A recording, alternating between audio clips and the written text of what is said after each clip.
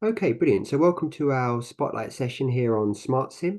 So we've got Andrew Shao here, who's a principal scientist at HPE, Hewlett Packard, who's been working on this multi-scale modeling software. Now his background is in oceanography and linking together those models, and he's moved on to work on developing this software. So I'll pass over to him to give you an overview of this as well as a hands-on session. Andrew, are you happy for people to interrupt you? Would you rather questions go into the chat? What would be the best format for that? Yeah, I think that I'm totally fine with interruptions. It's hard for me to monitor the chat, so Ed, if you I'll wouldn't do that. mind doing that, and just if you see a question in the chat, fine. Otherwise, people are fine to unmute and just interrupt me whenever you need to. And you're happy for interruptions because the other option is we collate them and do it within a 10-minute session. It's entirely up to you how you want to do it. You're happy with interruptions? I will Yeah, interrupt you. happy with interruptions. Yeah, I'd rather have people ask the questions that they want when it comes to their mind. All right, over to you, Neil, with me. Thanks. Perfect. All right. Thank you very much, Ed. And yeah, thanks for the opportunity to have a chat with you guys about this project that I work on here at Hewlett Packard Enterprise.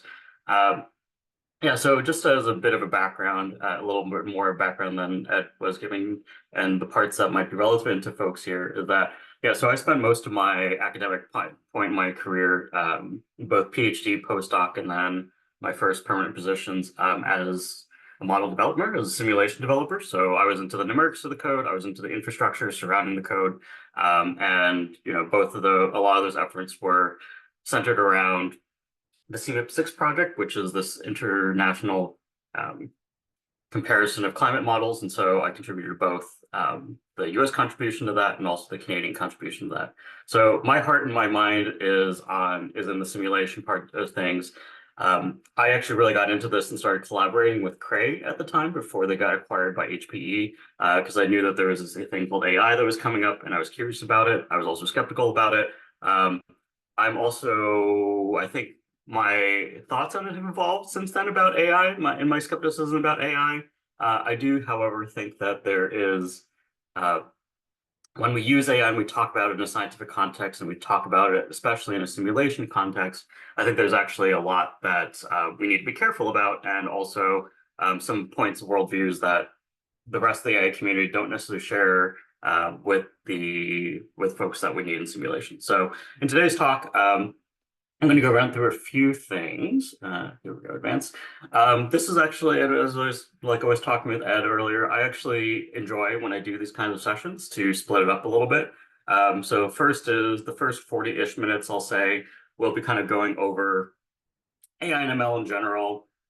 One of the big things which we're talking about nowadays, which has been precipitated by the desire for people to use AI with simulation, is workflows ideas, and like what does that actually mean? Like what kind of workflows are we talking about here?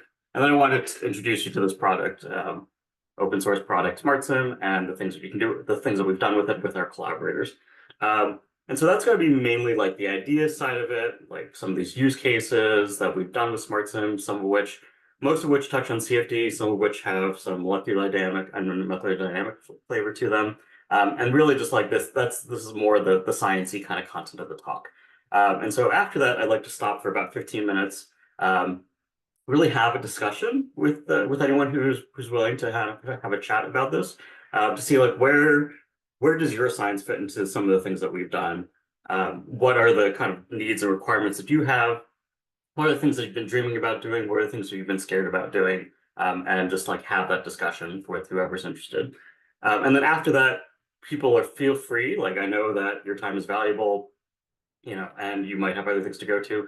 At any point, just feel free. Like if you want to drop at that point, it's a good intermission, I would say, to do so. And then the part two, which will last about 30 minutes, we'll actually go into the technical deep dive. So we did some development to get SmartSim working on Young to work with SGE.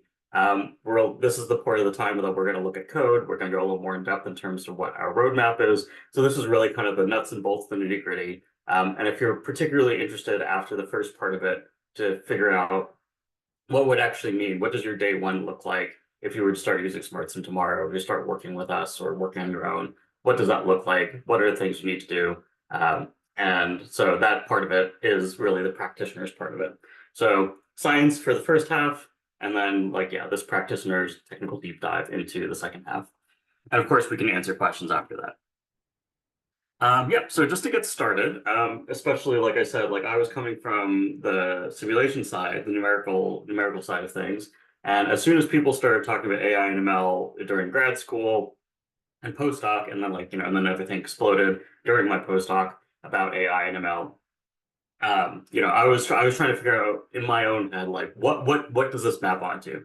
Is this a completely new tool? Is it a completely new paradigm that we're talking about, or are there things that we have been doing in science forever that map onto these kinds of things? And so, when it turns out, it's really the latter, right? So, machine learning and statistical modeling, I actually see them as hand in hand. There's different terminology, there's different infrastructure around it, but at the end of the day, right, you're using data to try to create something that it has predictive power. And we've done this for a very long time in science. A simple linear regression, for example, is technically a machine learning model, right? And no one can refute that, because if you look at like things like scikit-learn, right, they have regressors and they have things like a linear regression model. They have things like random forests. And these are all types of things that fall into a machine learning category that we call supervised learning. So essentially, right, all that means is that you have some inputs and you have some known outputs, and you want to derive a relationship somehow. Like for a linear regression, right, all you're doing is you're trying to fit two parameters, an intercept and a slope, and say, hey, what line best matches this data? An artificial neural network is nonlinear because it has different transformations internally. It has many more free parameters. Uh, and of course, that rises into the challenge that we also know from statistical modeling, that you have many free parameters, and so you require many data many data to actually over constrain the problem, and so that you can actually get a unique solution. So this is where this idea of big data comes into and machine learning comes into, right? For linear regression, you know, technically, it's not very hard to overdetermine that problem because you only have two free parameters. And so, if you use 1,000, if you have 1,000 data points, you do and you do a linear regression on it, you can get a fairly robust result from that. You can do bootstrapping, you can do a lot of things to make sure that you have a lot of confidence in your linear regression. Artificial neural networks, and so two parameters, right? It's not uncommon for them to have 10,000 parameters, 100,000 parameters. And so very much like any other statistical model with that many free parameters, the question really is, how do you constrain it so you can get a unique solution, and how do you find the best solution? Because unlike a least squares regression, there is no mathematical guarantee that you actually find the optima that actually finds it. So there's many algorithms in place where people have done to do this to solve essentially what is essentially a global optimization problem, and how to scale that so that you can actually do the training of this, so you can do the training of artificial neural networks efficiently. So that's one aspect of machine learning that we're talking about today, and some of the use cases that I'll show is the supervised learning. So again, that's just you've got some outputs, you've got some inputs, and you just want to make a prediction. There's also another kind of archetype of machine learning that we call reinforcement learning. So this is where you actually end up training the model to take a certain action, and its reward is some desirable outcome that you specify. So in a lot of ways, reinforcement learning acts almost like optimization, right? There's something you want to do to the environment, and there's some goal that you're trying to achieve. One of the easiest to understand examples of reinforcement learning is, say you've got just a simple computer game, let's say it's Super Mario from way back in the Super Nintendo. There's a finite number of buttons that you can push, inputs that you can give to the game, and the goal might be to get to the end of the level without dying in the fastest amount of time, right? So those are the kind of and you can train a machine learning model to do that. If you try to code that by hand, just using an expert system where it's just if statements, that would be really challenging, right? But with reinforcement learning, it becomes kind of just this way for a machine learning system to essentially teach itself how to get to the end goal. So we'll talk a little bit about that, Dave, because it actually does have a lot of interesting applications in scientific simulation, including one example that we'll show where we recreated Deep Drive MD, which is designed to essentially like find the lowest state, but solve the protein folding problem. And then there's a last class of machine learning that we'll talk about today, so which is called unsupervised learning. So this is how to just find relationships in unlabeled data. So if you've ever done a cluster analysis, right, you just have a big old blob of data, and you want to know what data are most similar to each other, right? This could be like a k-means kind of a thing, but you just want to find where your clusters are, right? So that's unsupervised learning because there's no a priori prediction that you're trying to make, right? You just have inputs and you want to figure out what are the relationships within the data. So we're not going to talk about that today. We have some projects that we work on that fall into that archetype, but for the purpose of brevity, I'm omitting some of those use cases today. I think the big thing to take away on this, right, is that all these archetypes rely on a lot of data to learn, generalize, and predict. And this is actually where I think that simulation is actually a key candidate, because if you look at all the bottlenecks currently in machine learning and AI applications today, a lot of them center around data, right? There's, especially with LLMs and things like ChatGPT or generative modeling, or like, these image generators or video generators, the question is, where is the data coming from that we can use to actually train these models and do something with them? People have gotten in trouble for saying, hey, I never actually agreed to have my proprietary source code including your training data set. But with simulation, right, we can actually generate many, many different realizations of reality in a sense, right? Because we do have ensembles of simulations that we run. We have uncertainty in some of its input parameters, uncertainty in some of the boundary conditions or whatnot, and we can actually generate lots and lots of data. One of the statistics that I really like to pull up, and I really need to find the source for it, but one of the things that we say in climate science is that, this frontier might have been the first exascale machine, but the first exascale simulation was probably done 2 decades ago, right? And by an exascale simulation, I mean something that actually would have generated internally an exaflop worth of data. Because especially for climate simulation, where you run these simulations for a very long period, for a really long time, right? Each time step being maybe 60 seconds, and you run that for about 2,000 years or longer, you have generated an exabyte worth of data inside there. So our simulations are actually capable of generating really valid, really well-cleaned data that we know satisfies, certain mathematical properties of stability and accuracy and all that. And we can actually use that information in a machine learning context. And so,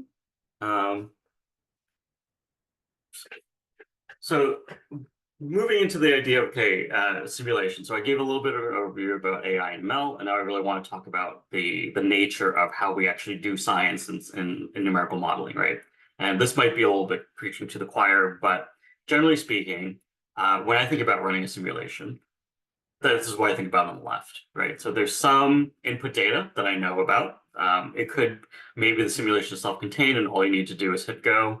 But most of the time, right, we have a set of initial conditions. We have something representing the geometry of the simulation, and that we're feeding this into a numerical simulation, which is, designed to be run in HPC. It might be written in MPI, parallelized with MPI or OpenMP or something like that, written in C, C++ or Fortran. And then all of this thing does is it cranks on the machine and then it outputs some data to the file system. And then you feed it to some whatever post-processing you're doing, right? It's either maybe that's just you manually in a Jupyter notebook, trying to just make plots, doing some statistical analysis on it, and just visualizing it. So this can really be described as a pipeline-like workflow, right? With maybe a tree structure if you're doing ensembles of things and need to follow spawn different processes at some points. But in general, this is a pipeline, right? The inputs are very well defined between the stages. One of the things also that we rely on traditionally, right, is that in order to pass things between these stages, we're almost always dumping things out to the file system and then reading it back in. And so I'm going to pose this leading question, and it's a really leading rhetorical question, whatever you want to call it. Can this rigid structure accommodate the scale and desired applications of numerical simulations in the modern day context, right? When people are thinking about what can we do next with HPC? And really, this is where this question about data is one of the things that is where the scaling really stops because, we can horizontally scale a machine out very, very wide, right? We can just add more nodes to a machine.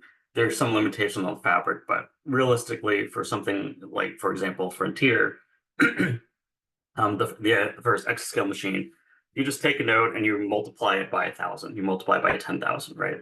But we can't really do that with hard drives, right? Like if you look at the progression of storage, it doesn't follow the same exponential curve as our computing capacity on those machines. So having a machine that has something like an exabyte of storage, of like spinning disk storage, gives the storage people heart palpitations internally in HP because it's just a very hard problem and it becomes very expensive.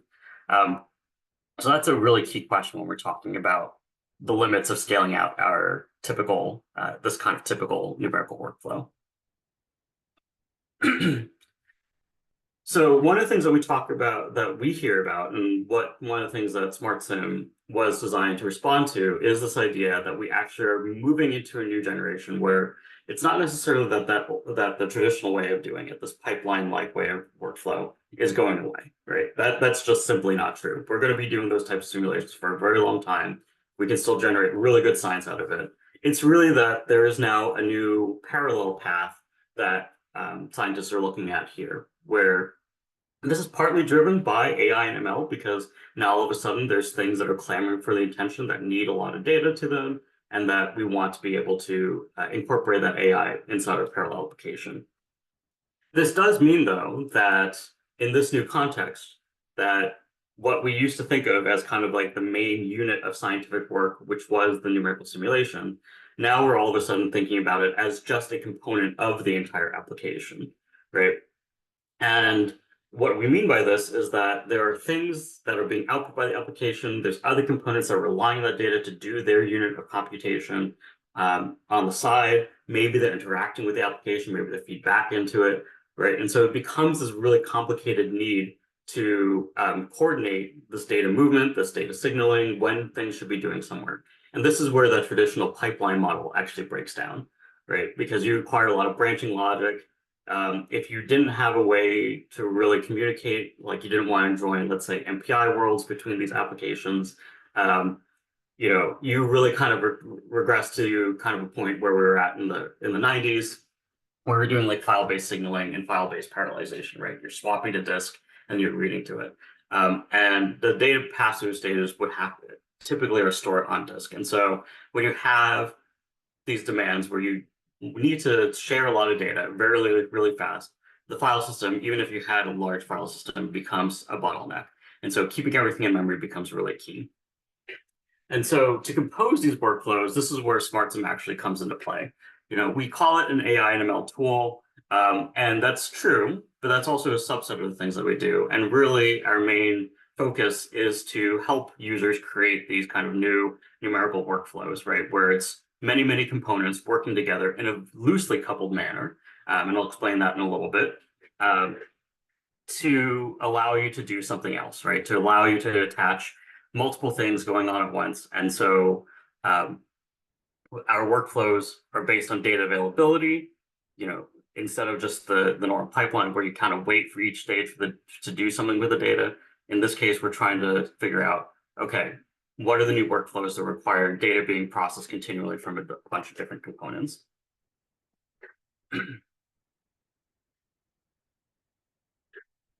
So so this is basically the one overview slide of if someone asked me like what SmartSim actually is. So few things to note here. So I've kind of told you what the raison d'etre for SmartSim actually is. And so we'll kind of go down into a little bit more what it actually does, right? So SmartSim, I think it's very, very important. And this is something we pushed for from the very beginning, that it is an open source library. There is no point at which we say, nope, you can't run on 1,000 processors, you have to pay us. It's completely free. There's no paywalls anywhere. It's under a BSD3 clause. And one of the reasons why we push so hard for this at the beginning is because we know that scientific simulation, especially right, the source codes are becoming more open source or becoming community developed. And so this was really important for us, that we did not want to inhibit science by saying that, well, yeah, sure, you can build an AI and ML application, but you have to be licensed, because that's just not the way that modern science really works. One of the other things that we're really trying to aim is that we want to bridge this divide between traditional numerical simulation and data science by embracing a loose coupling philosophy. And by that, I mean that these components of the workflow don't necessarily have to talk to each other directly. So that means that you don't have to really modify your applications that much. You don't have to worry about stepping on each other's MPI com worlds. You don't have to worry about, like, oh, how do I directly communicate and connect to this application here? Because if you are thinking about having n number of components, each which might be parallelized, in their own particular way, the number of connections that you need between each and every processor of the different application scales exponentially, and that's just not feasible, and it's really hard to keep track of all of that and try to figure out how to engineer that so that whatever bespoke application you're running can talk with another bespoke application, and you really need to know the communities. We don't want to do that. Like, we want to basically be able to say, like, okay, what's an easy way to share data without necessarily doing point-to-point communication? And so this is essentially how we do it here, is that we have what we call the feature store, which is, if you want to just think about it like a database, right? It's a database that you can store AI models, you can store numerical information like an array, like a C++ array, a Fortran array, a NumPy array, in it. And then the way that all these components interact with it is through what we call the Smart Redis client. And so this is actually a very small communication library that you embed in your simulation so that it can communicate with the orchestrator. And so this actually becomes a really powerful paradigm to work in, because you have a centralized location where you know that you can store a variety of different data types from a variety of different components, whether they're written in Python, C, C++, or Fortran, and share it and have access to it. So because, like a database, any application can make a request to that database and retrieve it.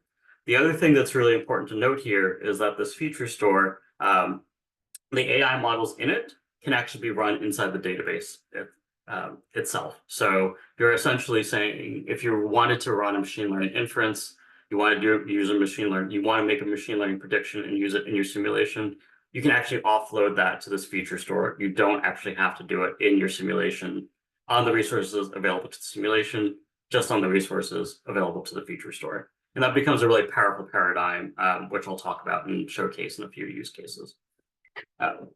So at the end of the day, what we want to do, we want to be able to call machine learning inference inside of existing simulations. We don't want to say, like, the AI revolution should not require us to rewrite everything in JAX or Python or Julia or any of these languages, which may not be as performant or may involve a large cost to actually migrate to. We want to be, but however, we still want to be able to exchange data between all these different types of languages, all these different types of programs. We want to be able to train machine learning models online to solve that kind of data bottleneck problem. And we also want to be able to analyze data streams from these applications while they're running. So I think the image that you should have is that the traditional pipeline method, where we just run the application, we run the simulation, and we store the data, right? That involves a lot of post hoc computation and post hoc analysis. In this particular way, we're more akin to thinking about how do we do this analysis in a streaming fashion, right? So very much the same way that you don't necessarily need to store all the data before you calculate the average of the data. You can calculate the average, in a streaming fashion. This is the kind of technique that we're trying to enable with SmartSim, is that we can say, okay, yes, if you have an ability to do any of this stuff in a streaming manner, do so, because then you don't actually have to store all of this information. Okay, so I'm going to start, I'm going to start just doing one deep dive into the architecture of this, because it's actually really key to understand how the data moves around. And what the overall architecture is. And again, I don't really want to show the code at this point, just because we'll save that for the technical deep dive. But essentially what happens is that we have what we call the Python driver script. And so this is using SmartSim, the Python library, to describe the components of the workflow, to describe how these things should interact with each other when they get started and all that. And so that interacts directly with the workload manager, whether it's Slurm, PBS, SGE, LSF. There's a bunch of different launchers that we support at this point. And then what actually happens when things are launched is that we start this orchestrator, this database, on either one node, or we can start it on any number of nodes, right? So we can horizontally scale the database to match the memory and computational needs for the particular workflow. And then for the application, you can imagine this as a simulation, right? Typically what we do, especially if it's an MPI parallelized application, is that we initialize one of these smart Redis clients in every single MPI rank, and that makes a connection to the database, and is then able to issue commands to the database. It's able to send and receive data from the database. And then on the right-hand side, right, you maybe have another application that's also being run. So now this is a kind of a 3-component workflow. That too will also initialize its own set of smart Redis clients and then communicate with the database as well. So in order for data to move from the left-hand side to the right-hand side, they always have to go through the intermediary, but they don't need to know about each other. And so that means that you don't really have to share the internal data structures. You don't have to share, like I said, the MPI communicators between them. They can all just be in their own separate worlds and only communicate through the orchestrator itself. And so what does actually writing a SmartSim experiment look like? What are the main steps? There's basically 2. There's one where you have to embed this client into your simulation code. We have tried to design it in a way that it involves very limited actual new code that you have to write. And so on the top right-hand side is just a little bit of a Fortran example to show you what does it actually look like to do an inference inside, to put data from the simulation, run an inference on it, and then retrieve that inference. And so essentially that's the main gist of what you need to do if you want to enable that aspect of a workflow in it is on the top right side. So again, that's in Fortran, and that's all of six lines of code, of new code to do. And so if you look at many of our integrations into some of these other simulation codes, this is about the level that you kind of need to do. It ends up being about 10 to 20 lines of code. To be honest, usually the most annoying part of that is trying to just figure out how to change your linking flag so that you can get this library in. But we have this client code. It's available in Fortran, C, C++, and Python. And so that's the first task, right? Find the part of the code where you have the information or where you want to incorporate some of these features. And then the second part of it is you write this separate driver script using SmartSim Python library to describe and launch the applications. And so that's shown on the bottom right. And I'll do a deeper dive into that in the second part of the session. But that's essentially the 2 steps here, right? So we've got modify your application, write a new script. We've done this in a number of different computational codes. The most recent one we published on was an OpenFOAM, which is a computational fluid dynamics solver, and it also has some multi-physics capabilities. We've done it in the climate and weather domain, and we've also done some integrations with LAMMPS and OpenMM in the molecular dynamics field. Okay, so now the question is, okay, so I hope I've convinced you that there is a new workflow and that these new workflows might have some interest in it, but it's really actually hard to imagine what you can actually do with these things. And so that's been a real issue. I think the main issue in incorporating AI in simulation is not actually in doing the AI and ML itself. It's actually thinking about this new computational paradigm and what things you need to do. So I'm going to start with a variety. I'm going to showcase a variety of use cases, kind of starting from the simplest ones to the more advanced ones. And kind of like, hopefully that gives you an idea of the things that you can do. A lot of these, like I said, are going to be focused on fluid dynamics, since that's where my background was. But we are actually really interested in understanding some of the use cases in material science and molecular dynamics as well, because we know that the computational paradigms, even in those, are very different. Oops. Okay, so the very first SmartSim paper, and this was still, if you, my name is on it. If you see my byline there or my affiliation line in there, it was still I was a government scientist, and so this happened while I was still working for the Canadian government. This was a collaboration because we were looking at trying to figure out how we can take advantage of AI in climate modeling. And so this was the very first kind of example case where we were saying, okay, like what can we do if we, but what do we mean and what can we do by embedding AI in a simulation? And so this paper was published, was accepted in Journal of Computational Science, and essentially what it was we wanted to have we wanted to build a parameterization of turbulence, so a subgrid scale model, and embed it in a traditional Fortran code and see, one, can we do it? And two, does it actually do anything good for us? And so we did it. We used SmartSim. Like it was a very, very, very early version of SmartSim that enabled this capability.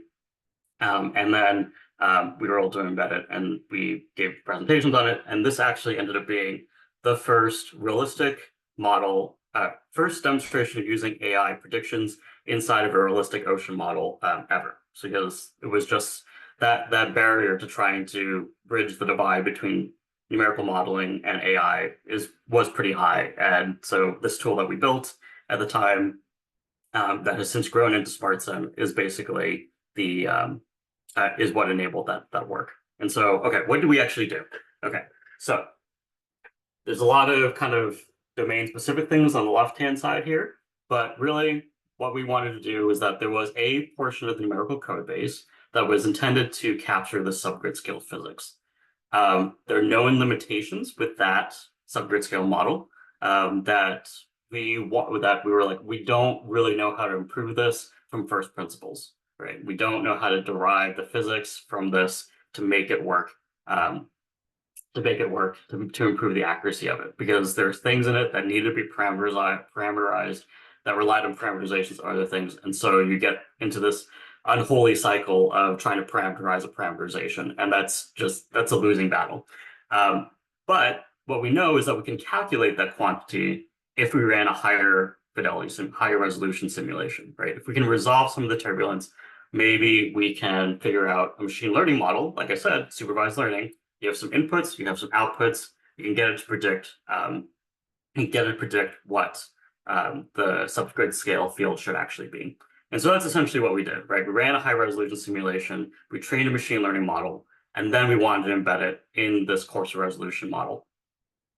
So the main workflow for that is essentially run the ocean model, and that's what's being shown on the left-hand side. And we actually did it as an ensemble of simulations. And every rank of the simulation sends just the data from its subdomain to the database, which has stored this trained machine learning model, requests that an inference is done, and then retrieves the inference results back into the ocean simulation, right? So there's movement of data off of the nodes that the simulation is running on, onto the nodes where the orchestrator is running with this machine learning model. The machine learning model batches those inference requests, and then that data is available to be requested back into the MOM6, this ocean model. And so that's essentially how we accomplish the loop, right? So there's no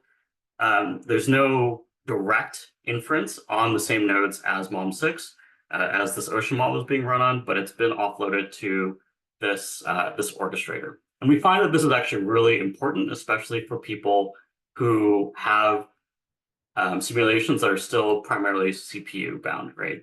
There's no need to have a super expensive GPU accelerator on every single node if all you're really doing is a very light inference load. And so that's where, on the right-hand side, the orchestrator being able to scale horizontally means that you can kind of just match it to the level of GPU power that you actually need. So I'll give you an example. MOM6 typically runs on, maybe order of 100 nodes. And for every single node to have a GPU on it would cost 40,000 times 100, right? So that's a lot of money. That's real money.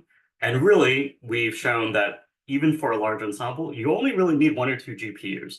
So, immediately you already have a factor of 100 cheaper, and you can have a heterogeneous system like Young, right, which has some GPU nodes on it and has mainly CPU nodes on it, and still be able to do an AI-enabled application. So that's those were some of the kind of two takeaways. One, it's possible to do this inference. It's possible to do this inference in a way that is computationally efficient enough that it doesn't slow down the simulation terribly, terribly much. And then three, you can actually make efficient use of high value resources like the GPU accelerators in a heterogeneous system. And then, yeah, one of the most recent use cases that we spent a lot of time developing was actually with the OpenFOAM Data-Driven Modeling Special Interest Group. So this is the group within this OpenFOAM fluid dynamics simulator that really is trying to figure out the ways of incorporating data science techniques into OpenFOAM and doing it in a way that's easy. And so we actually ended up with them writing an interface to OpenFOAM that doesn't require the user to do smart rows at all. Like you don't need to know anything about the infrastructure about it. You don't need to know nothing. All you essentially do is call things that look like OpenFOAM code and OpenFOAM methods on it, and all of a sudden you can get access to all these things. Everything else is hidden behind this interface that they wrote and that we helped with. And using this integration, we published a paper talking about that part of the software engineering side of it, right? Like, how do we actually do this so that it's easy and intuitive for an OpenFOAM user to come to? And then 3 example cases of that could be run on a laptop that kind of demonstrate the utility of thinking about these kind of combined workflows. So one of them, which I'll show an animation of right here on the top, is doing online training and inference. So this is where you are actively training a machine learning model from data from the simulation that's being streamed at every single time step. And then you're calling that model, in this case, to do some kind of advanced interpolation. So for this case, you move the interior mesh of the simulation. So all of these little square boxes, you need to figure out how to move them according to the boundary displacements. So in this case, this wing, this airfoil is going to translate and rotate. And so it's a hard problem to do in computational fluid dynamics about how do you actually move the rest of the grid to do that. And so what's going to be shown here is the difference between the traditional way of doing this mesh motion versus doing this way of training a machine learning model and doing inference on it at the same time. And so red basically means that the machine learning model is doing better than the traditional one, and blue means that the traditional model is doing better than the machine learning one. And so as you see this rotate and as this marches forward through time, right, this wing is translating, and you can basically see that this non-orthogonality correction, which is an element of the grid, like the quality of the grid itself, is much better near the airfoil itself than far away from it, right? And this is where all the interesting physics happens, right? Like, it doesn't matter as much what's happening away from the airfoil. You really want to well resolve the physics there. And so again, like, we were able to demonstrate this using this integration that we can train a machine learning model and call an inference on it while the simulation is running at nearly every single time step, so that you can incorporate an ML technique into it and becomes just a part of the numerical simulation itself. And that follows a very similar communication paradigm to what we showed, what I was talking about with the MOM6 movement, right? Where it's just simple commands to put some data in, to run some code, and then bring it back and get the results of the AI inference. There's other things that we also did. So another interesting one, especially for computational fluid dynamics, principal component analysis is basically a way to break down the variability and your data set so that you actually understand. Sometimes you can interpret them as physically, and other times people just use it to reduce data, right? So it's essentially saying, what are the eigenvectors of my solution? And so traditionally what you do for that is that you store all the data, and then you do a big old matrix decomposition of the entire data, and then you get these eigenvectors out of it. Using SmartSim, we were able to show that you can actually do this in a distributed way using partitioned SVDs, and you can actually do it in a streaming way. So you don't actually have to store all the data at once. You can continue to update these eigenvectors through the course of the simulation, so that by the time the simulation is finished, you just get all your eigenvectors that you want. You don't actually have to wait until the simulation is done and then do another post-processing step. You can just do it all online. And that's what's shown in the bottom right-hand corner, is essentially that these are the first 4 eigenvectors of the solution, and that were calculated from data stream from the simulation.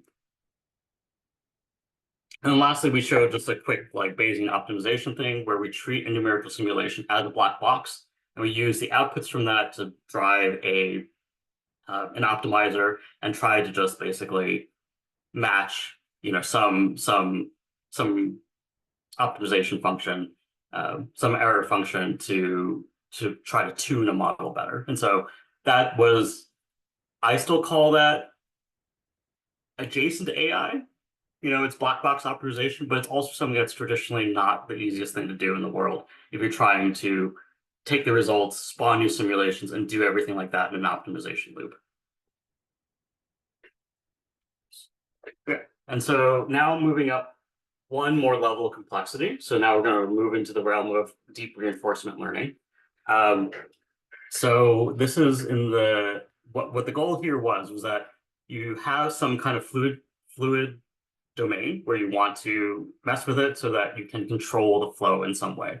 So in this particular case, there's a bubble that's trying to rise, and you want it to try to reduce the size of that bubble. And so the way that this is going to work is that a machine learning model can observe the environment, but only at some discrete points.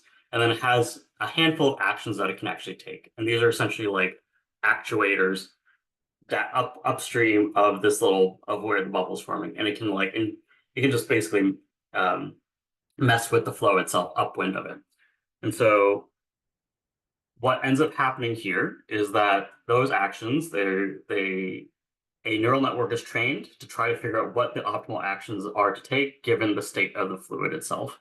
And so what's shown on the bottom left here is essentially the recirculation length of it. So the middle panel, I should have labeled these, but the middle panel is essentially what is the traditional optimal solution for this problem, right? So it's just some kind of periodic control that's based on some length scale arguments and time scale arguments. And you can see that the excursion lengths are quite variable, right? So the size of this bubble continually is expanding, contracting, expanding, contracting. Whereas with this reinforcement learning model, or this neural network that was trained on it, it still keeps it pretty small. It's maybe the average is a little bit higher than the periodic control one, the middle one here. But in general, right, the variability is much less. And so this is actually a relatively complicated fluid scheme, and it wasn't terribly difficult to train a reinforcement learning model to do this. So, so this is one of the areas where it will be really interesting because some of these algorithms are actually incorporated into real life control schemes for fluids. And so having a machine learning model that is able to outperform kind of these traditional ways that we've done it has real world impacts, especially in engineering problems. Okay, so then some of you may be familiar with DeepDriveMD. This is a paper that I think came out about, I want to say about 6 years ago, and was one of the first applications of using machine learning in molecular dynamics, right? So preaching to the choir here, probably, but protein folding is a hard problem. You need to figure out what the minimal energy state is of it, but there's also a number of free parameters, especially for very complicated proteins. And so the question is, how can you actually do that, right? And you can solve kind of these solvers. You initialize the shape of it first, and then try to figure out, okay, what is the steady state for that, and what is the lowest energy state, right? But if you look at all the positions, potential, and the positions and orientations of each of these molecules, right, it's a huge state. It's a huge solution space. So you either have to try to do it by brute force, or you have to figure out some way of doing it efficiently. And so DeepDriveMD, we did not write this paper, but we created the paper using SmartSim. And so essentially what they did was they used something very similar to the previous one, where they trained this reinforcement learning model to figure out given the things that it's tried in the past, given the shapes that it's tried in the past, what should be the next round of iteration try for. And so you do short simulations, you store the steps, you project those confirmations onto a lower dimensional space, which is essentially what the machine learning model is trying to learn, right? Like what's the simplification of the solution space? Cluster the results from those confirmations to figure out, okay, like which ones are going to be the most likely ones to reach a lower energy state. And then you explore the less sampled regions of that lower dimensional space so that you simplify the problem quite a lot. And so what ends up happening, right, is that you run the molecular dynamics simulation, you retrieve the configuration from that, you train a generative model to generate the next set of the shape that you want to try, given the results of the previous molecular dynamics simulations. You use outlier detection. And so this detection app is a component of this workflow. And then you use a generative model to actually generate the next set of checkpoints to restart, to run a new molecular dynamics simulation, right? So there's actually kind of sort of 3 or 4 different entities here. Excuse me. There's the molecular dynamics simulations themselves, which are ensembles, because these can be just kind of run. You can spawn a new one whenever there's a new configuration to test.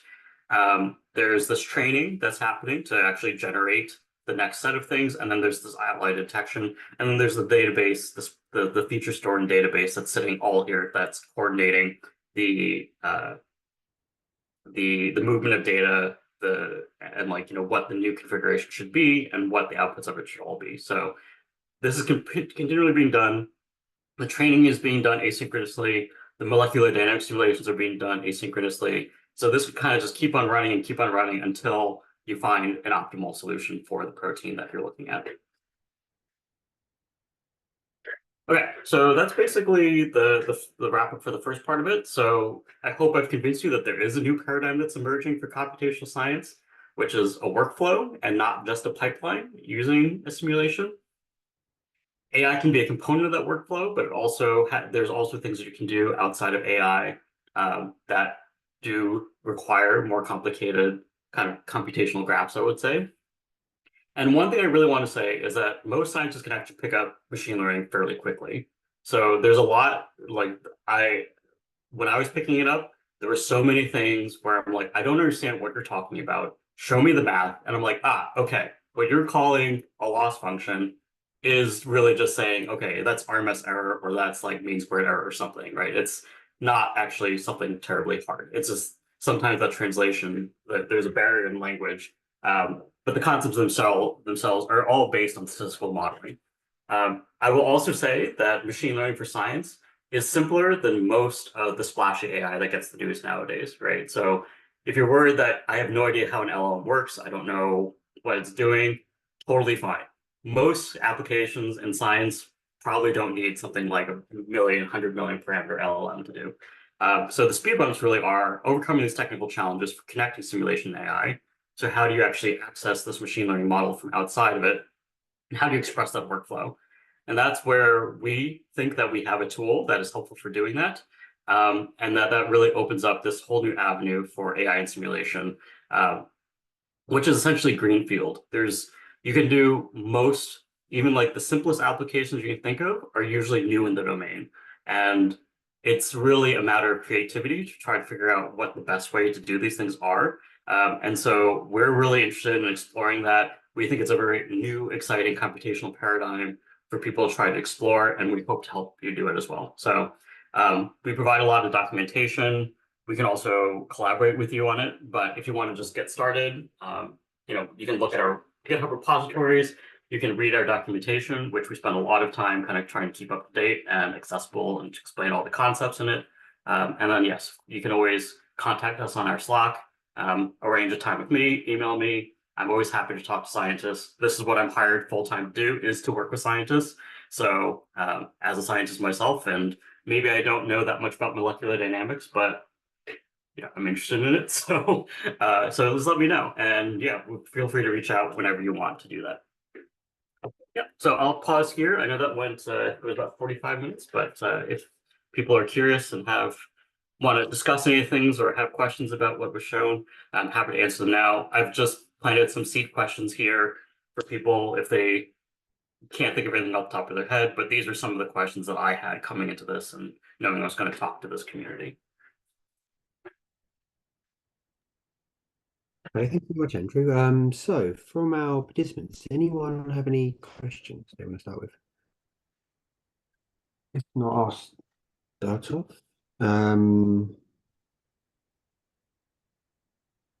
So, I mean, it's really interesting. I mean, I noticed you talk about the sort of disk scaling with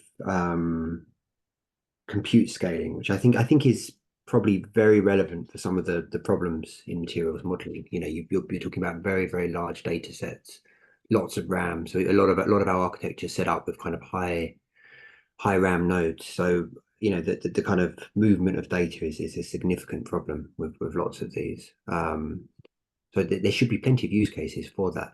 I think my first question was really just on the use case for this, because I was quite struck by the fact you're actually using it in an inference paradigm rather than as a kind of direct on the fly training for one of your climate modeling examples.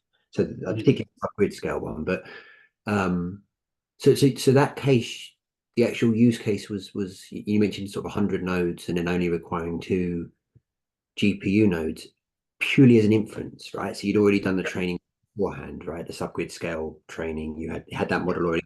So it was just purely an inference. Is that correct? That's correct. Yeah. Yeah. Yeah. So then in that case, how much of a bottleneck was it, relying on 100 nodes, basically just all essentially waiting for 2 GPUs or two, I guess, two A100s to essentially service them for that? Did you look at the kind of scaling of that? Was that problematic, or does that work well as a kind of Yeah. paradigm? Yeah. That's a really good question. So where we ran into where we were into scaling problems in that. So one thing to kind of point out is that when I talk about the idea of ML scale and when we're talking about simulation, so the grid for the ocean model was something like 1440 by 1080, right? So if you actually calculate out how much memory that is, it's on the order of megabytes. And of course, this is order of megabytes that's being generated, every half a second or every second.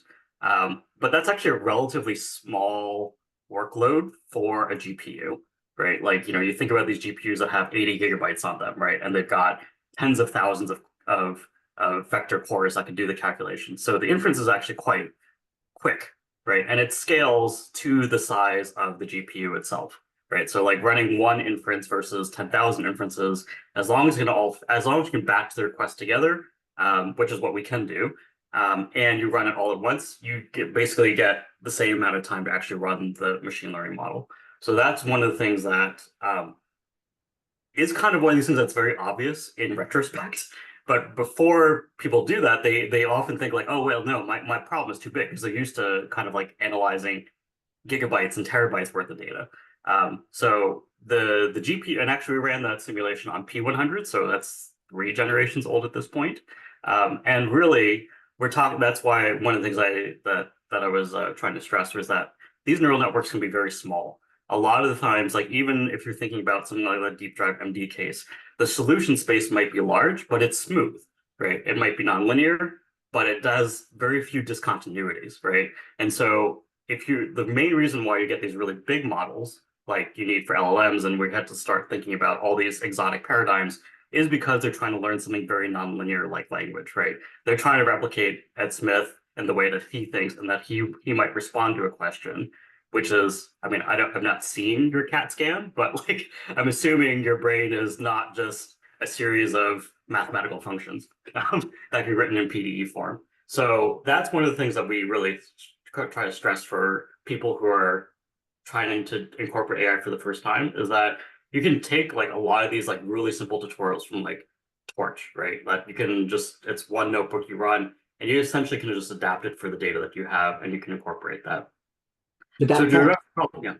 Just quickly on that, because I noticed you mentioned that you batch it together in the right way, and that I think is probably one of the big stumbling blocks for lots of people, is that the format, and you talk about the machine learning not putting people off, but the reality of the way you have to put data into these neural networks is quite complicated, because they have to be put in batches, and the batches are usually shuffled. Now, obviously, in your case, because you're getting data each time and it's sequential, it's a kind of on the fly process, which is not a natural form for machine learning. So I mean, is there a good way to kind of reconcile those two kind of views? The typical way of doing it, which would be a massive database you load and shuffle and then put in, versus Mhm. the way of doing it, kind of feed in. Yeah, so there's one use case that I didn't highlight here because it's something that's very nascent, but we do have a streaming app, or we have an application we're doing kind of streaming training, which is essentially what you're talking about here. And so I think the thing to the mindset to have, right, is that we're trying to solve a static PDE, right? The solution to the PDE is constantly changing, whether you're in CFD, whether you're in a molecular dynamics space, right? Like whether you're trying to converge on a simulation or you have a transient simulation, you know, the actual environment is changing. However, the underlying PDE is not, right? We're not all of a sudden changing the laws of physics. And so what that actually means, right, is that you don't typically what machine learning does is that you have a corpus of static data, right? That's supposed to be representative of the problem that you're trying to learn. But if you're saying that every solution, every time step of your solution is a valid state for the PDE to be in, you don't actually need to hold on to all that data for the entirety of the time. You can actually just like, train the machine learning model. It has a new sense of data of what it's going to try to learn, right? Um, but it can kind of hold on to you can kind of continually train it because you're trying to converge to the same simulation. You just have different realizations of this solution. So you couple that with this idea that not all the information every single time step is unique, right? So for example, like, I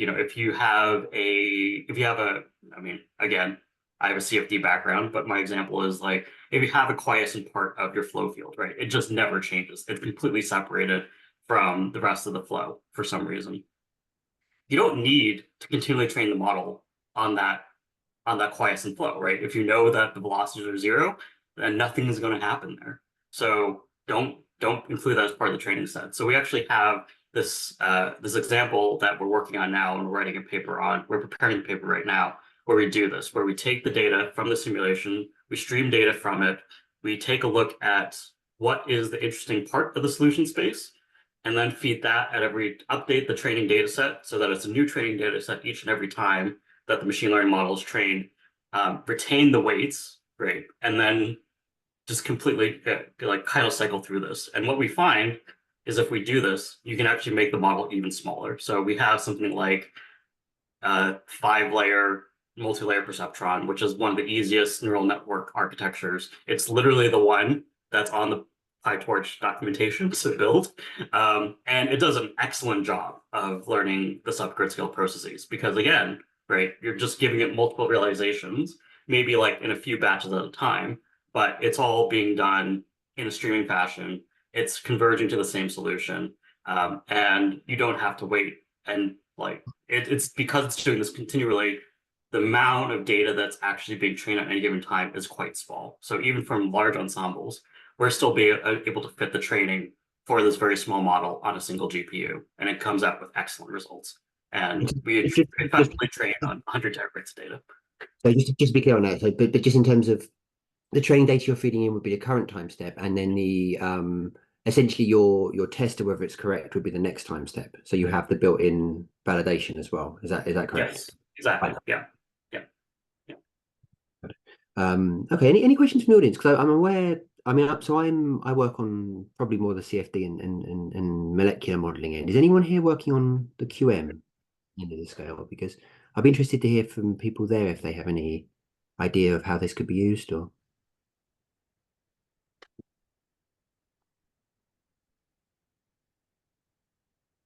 anyone. So I mean, certainly from the way you presented this, and this is why I was asking about the inference. There's a very clear growth, and certainly recently with some quite promising papers of the idea that you would use quantum trained potential. So you would Mhm. run CFD simulations, so these kind of quantum simulations, um, with the intention of parameterizing what we would in typical molecular dynamics call classical potential. So right, you have very Mhm. mathematical forms, right? In your first diagram, that'd be the right-hand path, right? Fit R to the 12, R to the sixth term or whatever. but instead of doing that, you train a neural network, right? And so people have done and built up whole databases of material modeling, whole periodic tables of different Mhm. behavior, and train neural networks to essentially reproduce those complicated quantum potentials that can be used in classical MD. And essentially, then what that means is that the potential calculation, which is the most expensive part Yep. of an estimation, could be done on essentially just using a neural network that's been pre-trained and looked up. Now, I wonder, and you know, whether that would be a potentially interesting use case. The problem is it's within a kind of double nested loop, so it'd be a lot of calls to this particular routine. Is that something that you think would be a good use case, or do you think it potentially would be too expensive? So unlike the kind of subgrid scale modeling, it would require too many, and therefore the kind of GPU per node would be a requirement there. Yeah, I mean, so I think that a priori, without knowing exactly how frequently this is being done, like in frequently, like in real human time, right? It's hard for me to definitively say that, but I also will say that, when we call the subgrid scale model in the ocean model, um, the real time interval between requests, right, in terms of the time stepping is about zero point 0.1, zero point 0.2 seconds. So, the fact that we're able to do this inference for the entirety of the ocean model and have it only cost about, like, slow down the model by about 10% means that both the inference was quite fast and the communication was quite fast. So I think what we have seen where if people do the most naive implementation of trying to do inference inside of it, it can be very, very slow, right? Because you're just sending like one data point at a time or something like that, right? But if you can rearrange the loop in some way so that, like, let's say instead of doing like one potential at a time per molecule, right, batch it so that every molecule you send, you send an inference all at once for the entirety of the material that you're looking at, then like all of a sudden you're not doing everything like kind of sort of serially. You're taking advantage of this of our built-in ability to batch the inference and do it very, very quickly. So I would say that that's one of the areas that, especially for molecular dynamics, like we have not gone to that level because we personally don't understand the structure of the code well enough to understand like how we should reorder loops or like reorder the computation to make it more efficient to think about it in more of a batch sense. So we could do that very naive one, right? Where we're like, yeah, we take one of these off the shelf ones and just be like, cool, we'll just plug it in and see if it works. But we would require someone with more experience in the numerical side of it to understand, like, okay, like here are the requirements. How can we like figure out how to do this in a more efficient manner? So a priori, like I don't think that I think the scale of the problem is probably comparable to the level that we're doing for this ocean simulation in terms of just the raw computation that's needed in terms of like where the inference is being done on the size of the data that's being done on. So I think it would be a really interesting kind of problem to explore. So as a good scientist, I'm not going to promise you that it'll work and be performant, but I don't see a priori why it would be a problem if we can be a little bit smart about how we actually do the implementation. Yeah, so I take your point. So ideally, you would accumulate, I guess. So okay, just to give you a small overview. I mean, it's like essentially for each particle, you're calculating its interaction with every other. So it's essentially naive an n squared problem. Yeah. But I assume the batching you talk about to make that efficient would be to send every single position to the GPU and do the entire calculation, which is typically how you get the speed up on GPUs for those type of calculations. But as a kind of step, so. Um, Certainly that might be one way forward for this. I think where your library would be very, very useful is when these kind of machine learning potentials are only required for a small fraction of a large simulation. So, there are definitely cases where, you'd imagine, say, some of the more complicated reacting parts of the simulation near an interface, for example, or where something has quite extreme values of, say, temperature, Yeah. where you only need the model in that small part, and so actually you almost tentatively send it off to the GPU just to check whether or not your kind of naive, you know, empirical Yeah. model is expected, and get back a kind of second opinion on that. I think that workflow Yeah. is probably the most useful way of doing it in some sort of material modeling. Yeah. I mean, as we're talking here, I'm very aware that there would be lots of people who'd be very interested within our community. Unfortunately, I think maybe in advertising we should probably lend more on the machine learning to attract people, but I'm trying to ask the questions that at least will, when people Yeah. watch this afterwards, will be useful.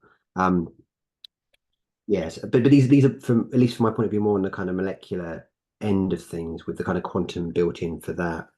Yeah. Um, for how people use this in the QM community, I'm probably not qualified to say unless someone here has that background. So then let me just see if any other questions. Um, yeah, I guess the other question I would have, and I think this possibly would come from other members of the community. So when you say open source is guaranteed, you've got to be BSM be license. Yeah. In terms of the kind of long term, I mean, is it the case then that certain applications then would potentially be proprietary, or is every kind of interface for different codes all also open source license? And how do you guarantee that license stays open source? I guess it's an important Yeah. question for academics. Yeah, no, that's a good question. I mean, so we can't necessarily guarantee downstream what people do with the library, right? Like, I mean, like with the way that so we're licensed under BSD3 clause, um, which is a very, very permissive license, right? Like if anybody really wanted to fork it, develop it themselves and sell it, they could, and we couldn't do anything about it, which is totally fine by us. But one of the things that I think the short answer is that we can't guarantee that downstream. But one of the things that when we talk with our collaborators, right, is that especially for things like OpenFOAM or things like this Mom6 Ocean model or other climate models, they're already open source, right? And so it doesn't really map into their own strategies for closing off part of it. So the only thing that we can guarantee is that like we're not going to do that because if anybody's curious about the business case for this is that you know most industry doesn't really care about doing this, right? This is right now it's too avant-garde. It's too at the bleeding edge for people to incorporate into their own applications. It's really the domain of the sciences. And so when we talk to the national labs, right, and we're trying to talk with like, for example, MMO Hub about like with their new machine, they ask about what AI capability do you have, right? And we can show them SmartSim has done this, has validated scientific use cases. We can provide you with time. We can provide you with expert assistance with that, and that just like helps strengthen our case for in an RFP. So that's where like our management has really decided that, and so it's like it's not like we're going to charge you an extra. We're not going to tack on $10 million to your machine just so you can SmartSim, right? That just doesn't make any business sense either. So in general, like we encourage all of our collaborators to open source it because that again fits into our own objectives, right? Where so we want to see this tool out in the world, we get more feedback from users. So every time we approach a new collaborator, we have new collaboration. We ask them, we don't demand, but we do ask them, like, hey, would you mind, making sure that when we publish this, I understand that you don't want to release it before you publish it, but after publishing it, can we make this open source? Can that be open source as well, so that we can just kind of foster this community of community exploration and development? So that's what we try to do. So I think every example that we have and every example that we've shown here, source code is almost always available. Whether they've actually gone through the trouble of choosing a license is, maybe not something that's high in the list of check marks before you submit a paper, but I think every integration that we've shown here actually does have a GitHub repo associated with it, which is open to anyone and everyone. And also in defense of academics, it's complicated, right? We're not legal Yeah. experts. We try to Yeah. work out the licenses myself. A lot of people will just go for whatever seems the most common one. So it's not as Yes. simple. Yeah. Which is one of the reasons why we prefer BSD3 clause, because there's very little ambiguity about what you can do with it. It's like literally anything and everything. Like so yeah. Okay, brilliant, brilliant. And again, I think that's again, people probably saw Hewlett Packard and worried that there's kind of a software being sold rather than open source. I think it's Yeah. important to and I think similarly with just the use of the word feature store. I mean, my understanding of that feature store or what you call a feature store is basically just open source software you choose, right? You're not planning to have a kind of system where you kind of download and plug in modules. It is literally just a kind of loose coupling. I mean, maybe this is a good point to move on to just showing how it works, but my understanding is it literally is plugging a library and just writing a bit of extra code, right? There's not a kind of overarching framework that you're tied to with this? So, so that's actually a good point to clarify. So right now, that feature store is backed by a Redis database, and Redis, if anybody follows it, I mean, I certainly didn't until someone pointed at me.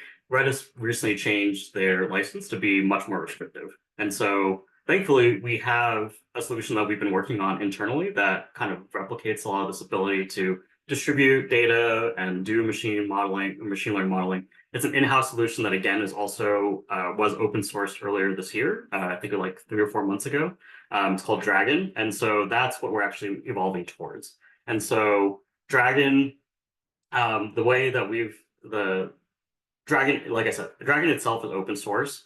I think the way that it communicates over things, there might be some things that are particular towards the fabric that are being used, which for proprietary reasons like Slingshot, right? We don't necessarily open source them, but the ability to communicate over TCP/IP, which is essentially what Redis is doing right now, and seems to be performing enough for most applications.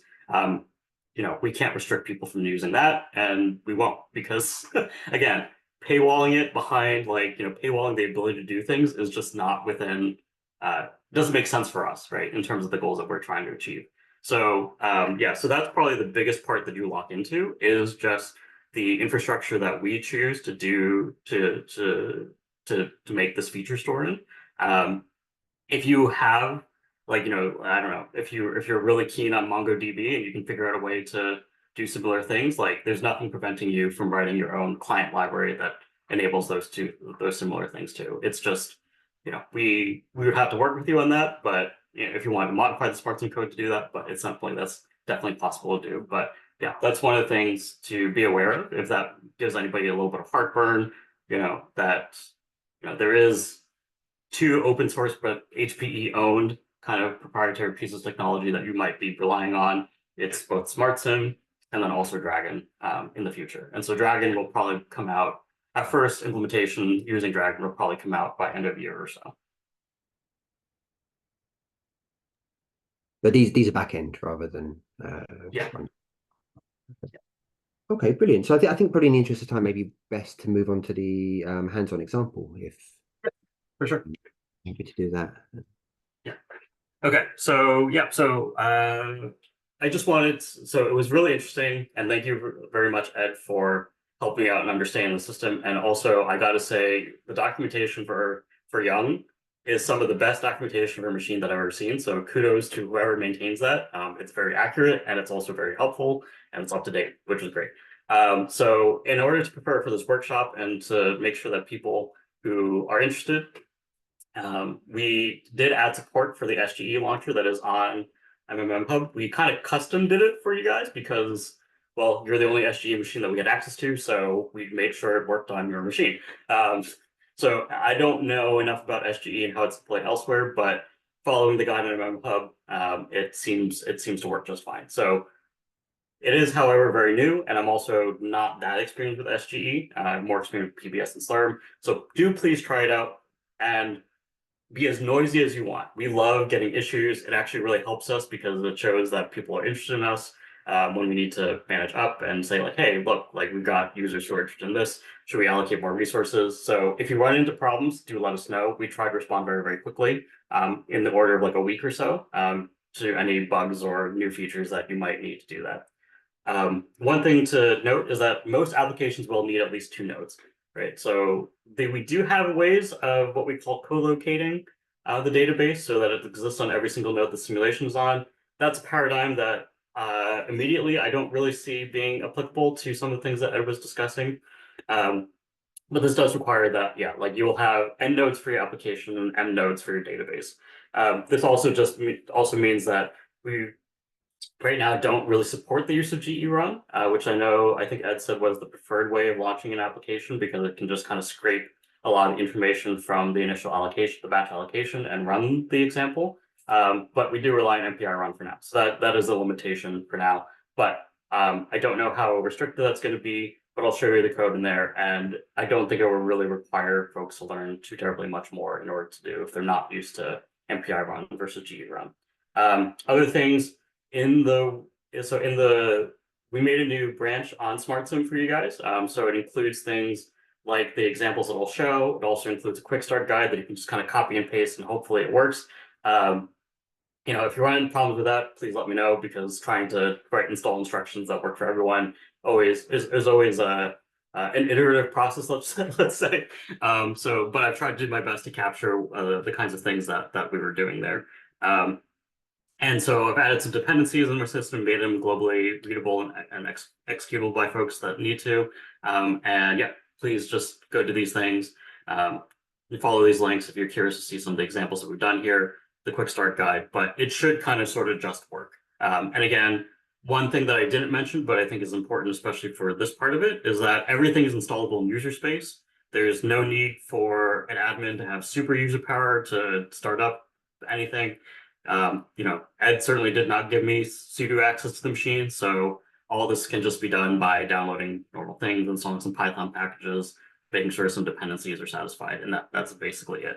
So you do not need to be a super user. It requires no root permission to do anything here, which is a common question that we get, especially from folks who are very, very worried about that and think and have to talk with people who assume that you have something like Docker and you can have root access to whatever you want. So we don't. Like I said, everything is installable in user space.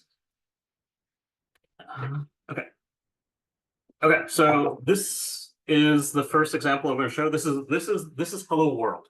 Okay, this is how you write a SmartSim driver that will request an allocation via SGE and say that you just want to echo Hello World, right? And so this is the entirety of this driver script. So like I said before, there's kind of usually for most workflows, there's two things you have to do. You have to integrate Smart Redis into your simulation code, and then you have to write the driver script. This is the driver script. And so the things to point out here are this top level experiment object is the main way that we have people interact with the Python library. And it includes a bunch of factory methods so that help you do some of these things. So for example, if you want, instead of creating a batch job, right, writing your bash script that has all the special commands and, hashbang and or shebangs and pound exclamation marks and remembering all those things, we kind of abstract that away from you and just say like, okay, like just set the wall time, set your accounts, set your projects, PE types and stuff like that. So this is what we call the batch setting. So that's like, like a batch submission job. And then we have this thing called a run setting. And so this actually describes how you want to actually launch the simulation code or the executable that you're running. So in this case, you do create run settings.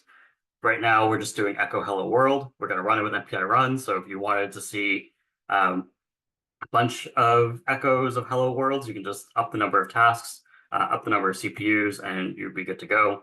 We create this model object.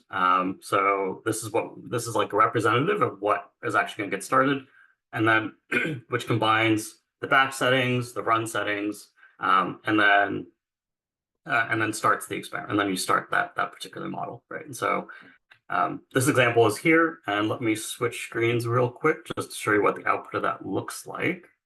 If I can find where. Oops.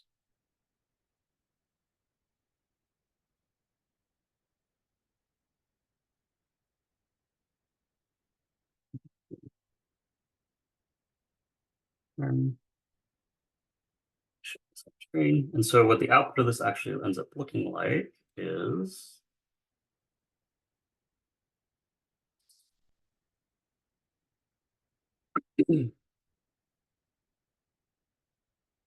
here.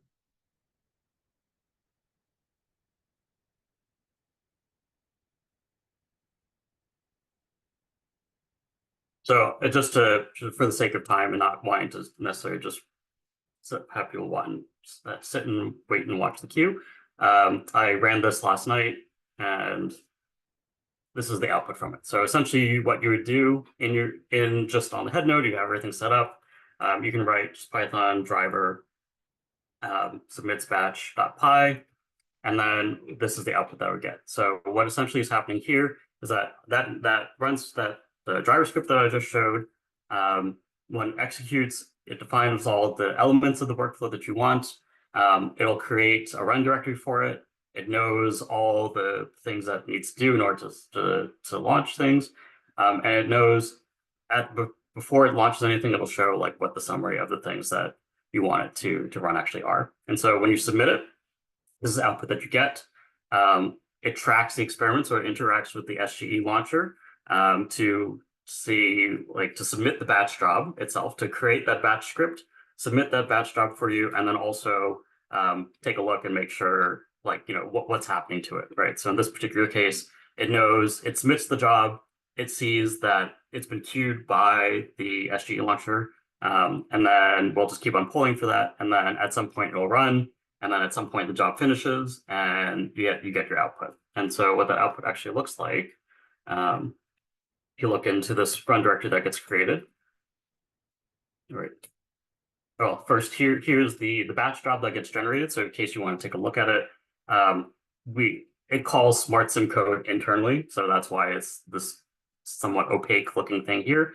But you get what you kind of expect to have with what if you had written your own custom batch job here, right? You get the PE environment, you get the wall time request, you get the allocation or the account, and the project that you want to submit to. So normally this, like, if you had written this by yourself, maybe all this complicated command would have just been basically replaced by MPI run echo world. So that's what this essentially looks like. And the output for this shows, I may have deleted it. Anyway, it should have showed hello world. It did show hello world yesterday. But essentially the standard out and the standard error are captured and stored in that run directory there. So that's the very, very simplest kind of example that we can show, which is here's something simulation like. So if all you want to use SmartSim for is to be a fancy way to write a batch job and submit it, you can do that. I have done that before, but I'm also really comfortable with batch scripts, so I tend to still write my own batch scripts and not use SmartSim unless I need to. Totally fine. Whatever works for you. So that's the simplest driver script that we can possibly show. And so most of the time, if you are going to use SmartSim, you're not going to want to do something as simple. So what instead we'll go to, excuse me, is a C++ application. So this is in our examples directory as well, and this really shows what I'm showing here are the specific SmartSim, the specific smart Redis calls that you would probably need to inject into your simulation code. So one, like I said earlier, we instantiate a client on every single rank of the simulation. So if you have a separate MPI task, every MPI task has its own client. Obviously, if you only want to do communication from like the root rank or the root task, that's also okay too. But for the most part, just for convenience and for parallelization, we tend to find that most people end up instantiating their own client on every single task. So that's what we're following here in this example. We make a new key. So the way that we store data is that it's like think of it like a dictionary, like a Python dictionary, right? It's got a key and it's got some data backing it. So you have to construct a unique key for that particular rank, because otherwise, if everybody puts just 3D tensor into the database, they'll all overwrite each other. So you want to make sure that it's unique for every rank.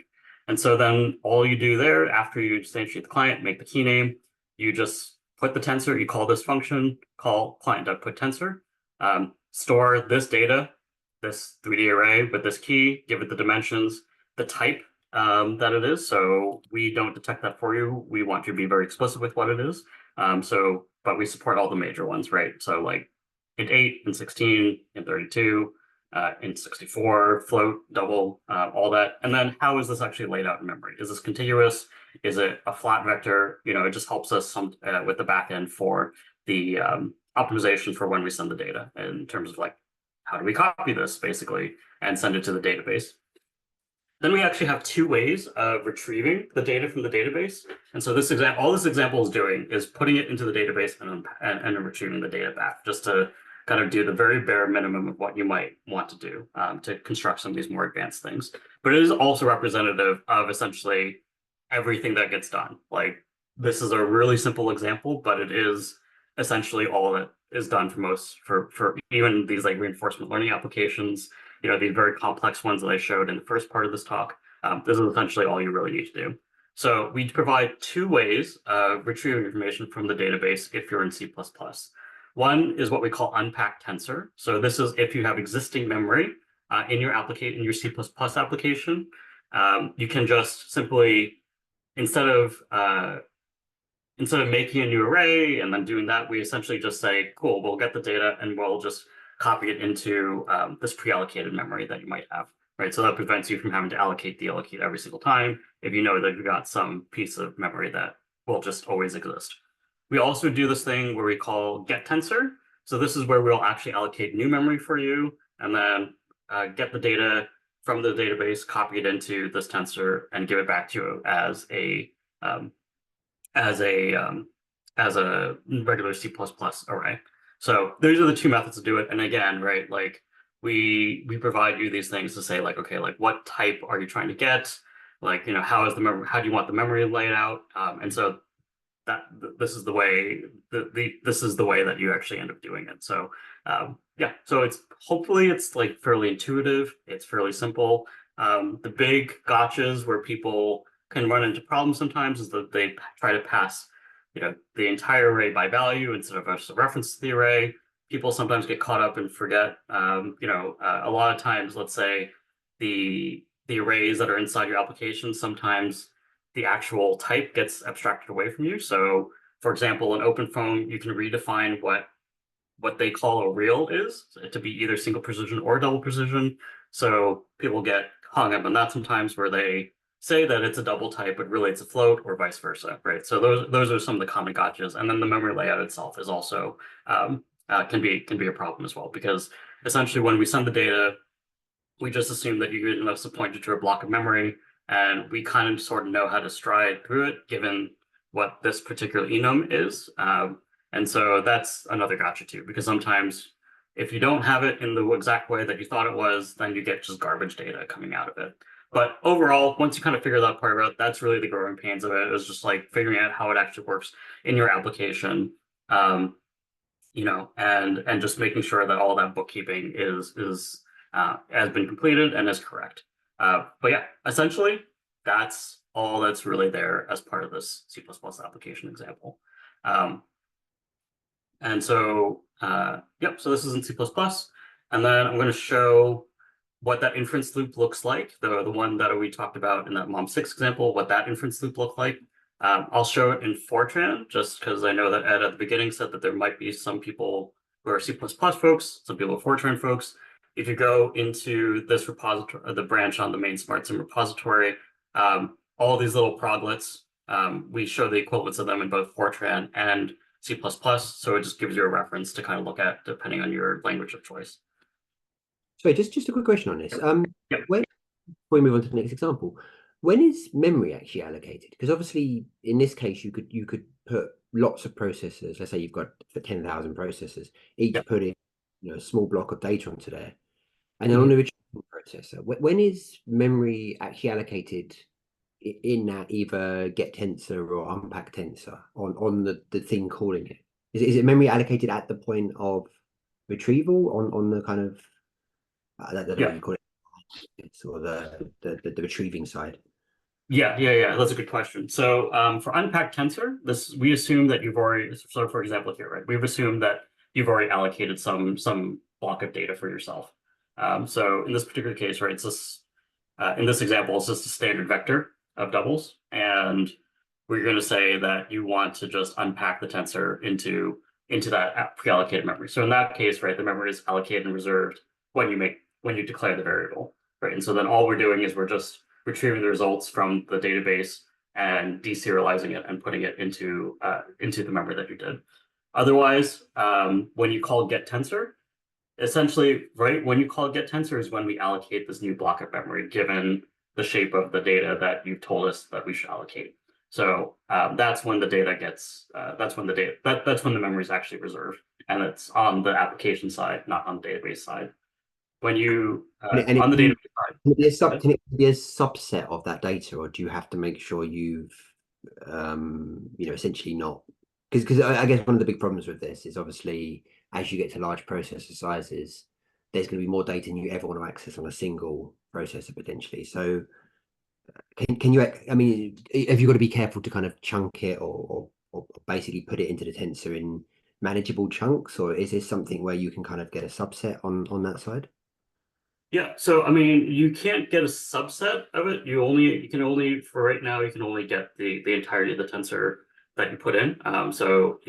Because we could add that functionality. No one's ever requested that of us. We kind of assume that if you are putting a tensor and it's, for example, if it's a CFD problem, right? Usually this client, because it exists on every subdomain, it's only putting its portion of the subdomain on into the database. And so like if you had four subdomains, you'd have four separate keys, each with like a quarter of the entire domain, right? And so if you wanted to, right, for some reason, um, get all that data back, you could just loop over those keys and retrieve the subdomain uh, for each specific key, right? Got Uh, it. I missed that. So the keys, so each of the different processors putting in would have a unique key, which means you'd only retrieve it processor by processor. So you could chuck away the memory from the previous processor and work through in bits if you needed to on the. yes, yeah. Got it right, fine, fine. Okay, perfect. The just to kind of expound on this a little bit more, we also have this thing that we call a dataset object, which is essentially just like a container for a bunch of different arrays. And so that that also helps to kind of like minimize the number of requests that you have to do per send of the array. So if you know that you've got like 10 things you want to send, it's way better performance-wise to encapsulate them all into a data set, put them in, and then as you say, like, let's say that you've got some application that's already access that data set, you don't ever need it again. You can also just delete the data set from the database, right? And so this is how we do it for this the streaming training example that I was kind of sort of talking about, is that as soon as we've done one round of training on that data, we just delete it, and then we start fresh from the new time step. And so data never accumulates in the database, right? And so that enables the ability. We never actually store a full exabyte of data, right, or full 100 terabytes of data, right? So we just continually consume, delete, produce, consume, and doing this data set object makes things like training on these like distributed kind of parts of the domain makes it really easy because we also provide the ability to retrieve them as like a full list of things, and you don't have to worry about what the actual size of it is. You just get it all and do that. So there's more advanced ways of dealing with the data management. And this is one of the things, again, like we need the domain expert to tell us how the data is organized, how it's parallelized, and we can make recommendations on how you should interact with the database and optimize it. But to first order, the naive way of doing it, where you just put tensors in a loop, works. As long as the keys are unique, it works. So yeah. Okay. And so then for the Fortran application, like I said, where this one it's gonna look very similar because essentially what you need to do to run an inference from inside your code is essentially the same thing, except with a couple extra commands. So we still need to put data from the simulation into the database, and we still need to retrieve the inference there. The interim steps, we actually have two different things that you can do. So we have two methods called run script and run model. So run script essentially allows you to run a torch script, which is a subset of NumPy. It has a subset of NumPy functions. So, you can do things like matrix multiplications. You can do things like NSVD decomposition. You can take the means of things. And so we can actually allow you to store that in the database as well and use that to process things that are in the database. So in this particular example, what ends up happening is that we just create a random array of numbers. We run an MNIST model, which is essentially a number recognition model on that random thing. This is obviously not a scientific application, it's just for demonstration. But one of the things that you need to do for that model is that it expects the data to be normalized, right? It expects it to fall in the range of 0 to 1, or 0 to 1. And so what ends up happening here, and I'll walk it through now step by step. In the Fortran side, there's a use statement so that you import this client type. You initialize this, you declare a client variable with that client type. You initialize the client. On the lead PE, so you set the model from, like set which machine learning model you want to call for inference on there.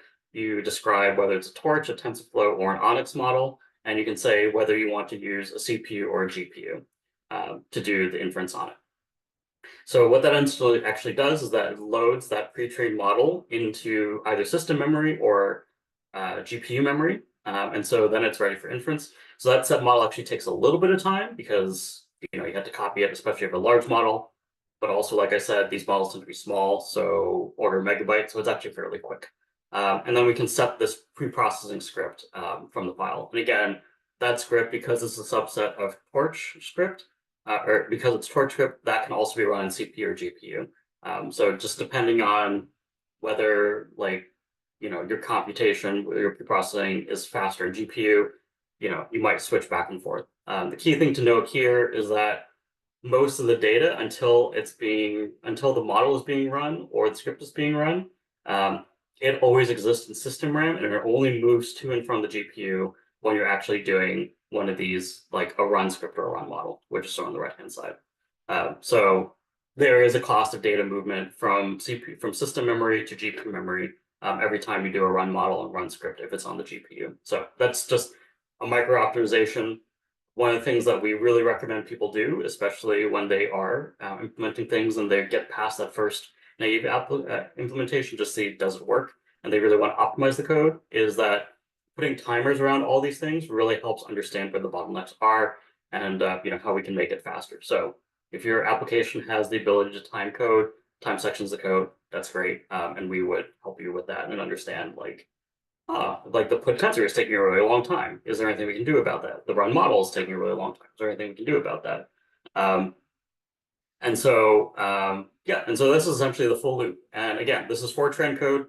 Fortran is not the most modern language. However, it is my own personal favorite since this is what I came up with. So anybody out there who's a Fortran user and feels self-conscious about being a Fortran user, know that I will always pay a lot of attention to it because this is the one that this is my native tongue when it comes to programming languages. So yeah, the entire loop here, right? The putting of the data in there, the running of the script, the running of the model, the retrieval of the data is all pretty simple. And so that's what's essentially being shown here. Okay. And now let me awkwardly try to switch screens real quick. And I will show you what this looks like because before that driver script that I showed was actually submitting the batch job itself. Most of the time, I find that I still end up writing a batch job because, one, again, it's more comfortable for me. Like I'm used to doing that. But we do have but we do allow you to run SmartSim inside of a batch job, and so that's what I'll show right now. So there's a second kind of driver here, so it's called just driver in batch. Right. And so in this case, we're going to run one of these examples. And so all these examples do require a database to be started up. And so that's why, if you remember back, we have this, instead of just running just like the single model itself, we're going to have two objects now. We're going to have both the simulation example and the database there too. So this is how you do that. You create this experiment object, you give it a name, you tell it that you want to use the SGE launcher. You need to create the database. This one here is actually pretty important to set. So this tells the database what network interface to communicate over. So in this case, right, it's an InfiniBand network, and you set the number of nodes that you actually want to run on. So in this case, one node is totally fine because it's just a small problem. Depending on the scale and size of simulation, you might want to be the memory needs of it, the GPU needs on it, whatever, you might want to scale this up. And so all you do is change that number. And then we go through the same thing that we did before, where we create the run settings for the simulation. This defines like the resources required for it. This is what's abstracting away like the MPI run stuff and how to formulate that command. We'll do that for you. And then we create this model, right? The other new thing as part of this driver is that a lot of times, right, the simulation or the program needs to copy in data. or have a run directory, have stuff available to in the run directory. And so that's what we use this method for here, this attach generator files method. And it just is give us a list of all the files that need to end up in the run location. You can copy them, you can symlink them. Other things that you can do, which I'm not going to show here, include configuring like the models. And so that's specially tagged input files that just say like before you run the model, please change this parameter to this parameter. And so I'm not going to show it here, but it's in the documentation. It's pretty simple to use. We use it all the time for doing like running ensembles of simulations with different tunings, for example. And then you generate this. So the generate command actually generates the run directories for both the database and the simulation. And so you can kind of use that before you even launch anything. If you want to run the script just on the head node and say like, hey, do I have everything that I need? You can see that.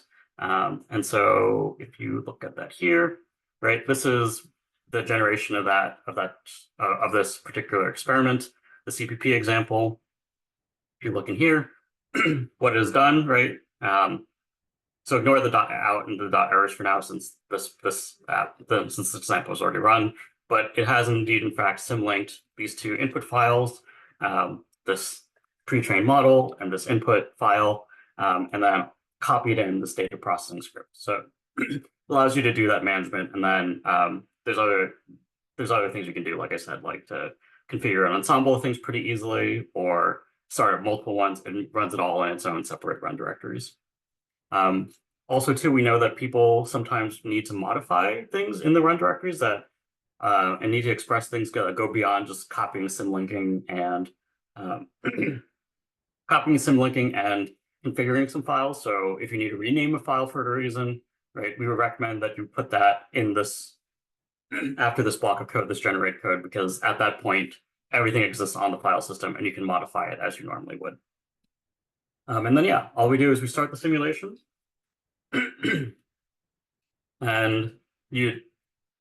And then in this batch job, all you have to do to submit this within the batch job, this is essentially what you do, right? It's a normal bash script that you can take any of the examples from. In this case, right, we request 80 tasks, and because we need 2 nodes, one for the database and one for this little proglet. Set the working directory to be wherever this driver script exists. Set up your environment, and then launch the driver, and then just launch the experiment. And then this driver will create those MPI run commands for every element of your workflow, start it all up, and then launch it on the simulation. So yeah, so that's kind of it. I mean, I know that there's a lot of new information here, but I think the biggest thing hopefully to take away is that it's not terribly scary to like write this, and that a lot of this is actually boilerplate code. And so hopefully this is actually a good template for people to start with if you want to see. If you want to just create another one, you can always copy and paste this, choose a different executable that you want to run, and then just add it here. That's a good exercise if you want to try to just copy and paste and see what happens, and see where your failure points are. But yeah, that's essentially it. So like if you had like a particular simulation that you're running, essentially all you need to do is replace this line here where the executable that you're doing, change this here to say what resources do you actually need? How should you run this? There's a number of things that you can set here. So tasks per node, the number of tasks, the total number of nodes, all that kind of things. There's extra things here. And essentially anything that you can create with an MPI run command, you can express here as well. And then you would change this. So this is really the block of code that you would change if you want to do something more than just these little proglets that we have here. Yeah, and so that's essentially it for the code of it. I have last couple things, but I know we're also over time. So happy to entertain questions about the coding aspect of this, or I can just conclude.